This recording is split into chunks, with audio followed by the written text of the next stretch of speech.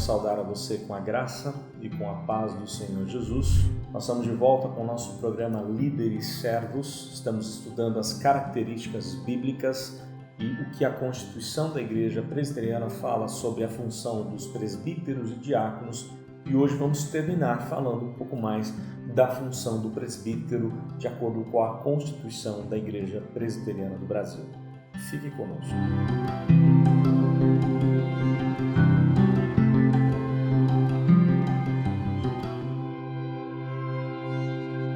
Nós já falamos que há dois tipos de presbíteros: o presbítero docente, aquele que ensina, o pastor da igreja; o presbítero regente, aquele que governa, que administra. Ambos pastoreiam a igreja, ambos são chamados de bispos, de supervisores do rebanho, que cuidam do rebanho de Cristo. Vimos as características bíblicas dos presbíteros conforme o texto de Tito, no primeiro capítulo, conforme o texto de Timóteo, na primeira carta de Timóteo, também no capítulo 3. E hoje nós vamos falar um pouco mais sobre a função, sobre o papel do presbítero.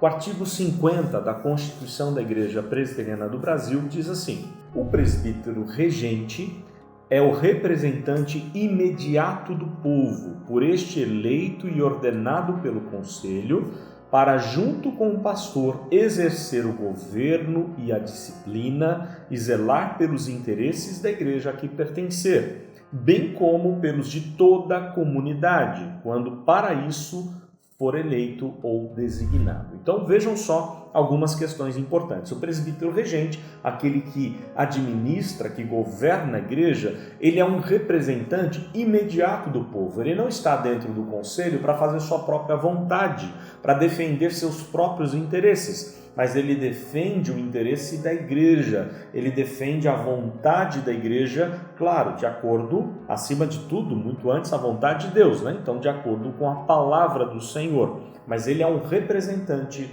da igreja dentro do conselho. Ele foi eleito pela igreja e é ordenado pelo conselho. Para quê? Para que, junto com o pastor, ele governe, ele também exerça, além do governo, exerça a disciplina na igreja.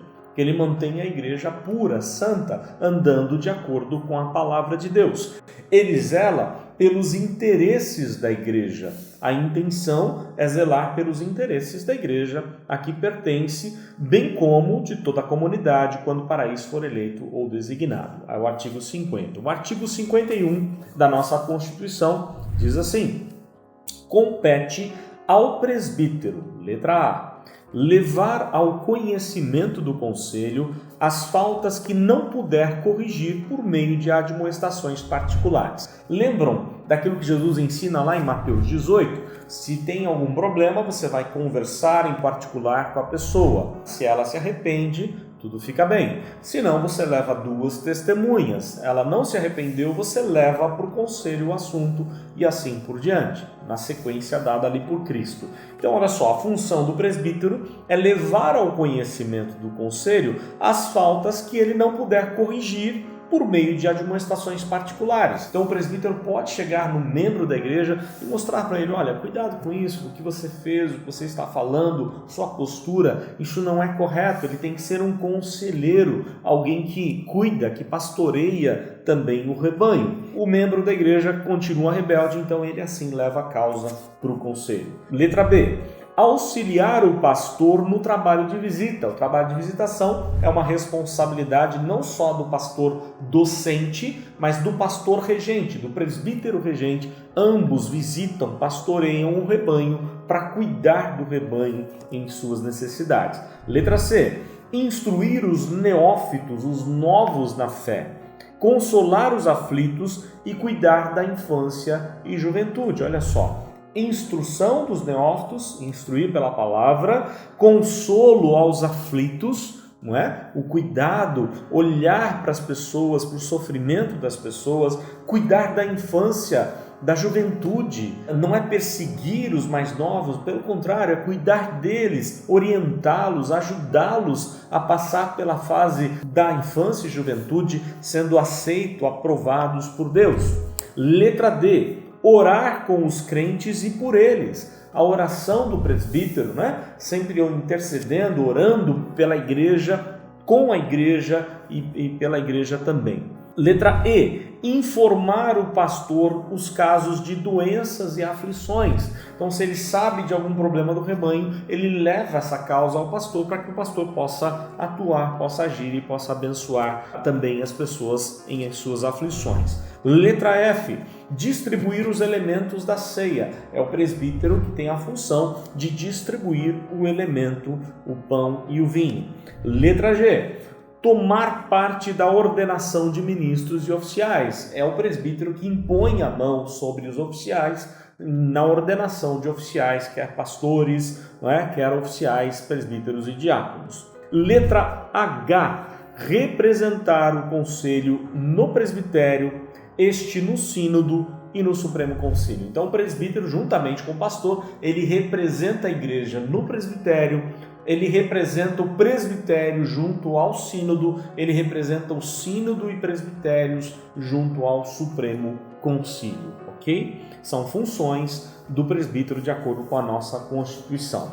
E por fim, assim como falamos sobre os diáconos, o artigo 55 da Constituição da Igreja Presbiteriana diz assim: o presbítero e o diácono devem ser assíduos e pontuais no cumprimento dos seus deveres, irrepreensíveis na moral, sãos na fé, prudentes no agir, discretos no falar e exemplos de santidade de vida. São as características importantes que deve ter um oficial da igreja, no caso aqui, um presbítero.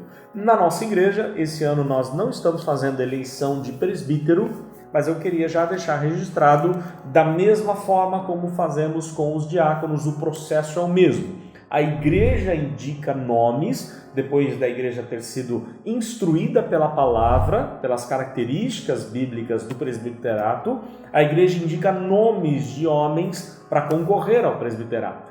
Em segundo lugar, o conselho vai avaliar cada nome e, em caso de pré-aprovação, entra em contato com essa pessoa, ele vai orar com a sua família, vai pedir o apoio da família, ver se tem esse apoio. Em caso positivo, ele retorna para uma entrevista que é marcada com o conselho. Os presbíteros avaliam o candidato para ver se ele tem condições mesmo de concorrer à eleição.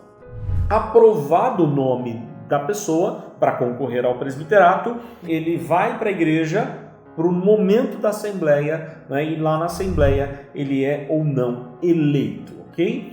O que é exigido nessa conversa, nessa entrevista com o candidato ao presbiterato? Tem algumas exigências, como ser assíduo da escola dominical e dos cultos, da participação na vida da igreja, ser dizimista fiel, ter bom testemunho dos de fora, ser modelo para suas famílias, ser alguém respeitado como um modelo familiar, defender a importância das doutrinas bíblicas como o batismo infantil, se esforçar no conhecimento da palavra de Deus, em pregar, em ensinar também a palavra de Deus. Então são características daquele que governa juntamente com o pastor a igreja do Senhor Jesus. Que Deus assim abençoe, espero que tenha sido bênção esses vídeos para a sua vida e que possam servir para te instruir na hora de eleger presbítero, diácono, que você tenha toda a sabedoria e graça de Deus e até mesmo eleição de pastores, Que você tenha sabedoria para eleger os oficiais conforme